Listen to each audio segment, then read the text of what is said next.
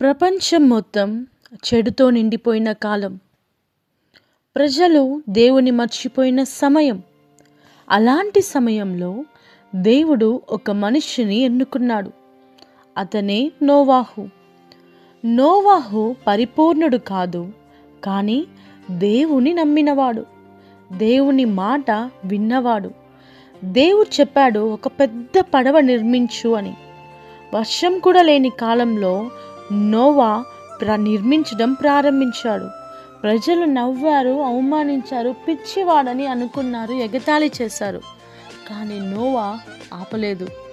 ఎందుకంటే అతడు దేవుణ్ణి నమ్మారు. వర్షం వచ్చింది, ప్రళయం వచ్చింది, కానీ నోవా కుటుంబం కాపాడబడింది. నోవాహు కథ మనకి చెప్తుంది ఏంటంటే, దేవుని మాట వినేవారిని దేవుడు ఎప్పుడూ వదిలిపెట్టడు. వాళ్ళు ప్రపంచానికి విచిత్రంగా కనిపించినా దేవునికి మాత్రం ప్రియమైన వాళ్ళు.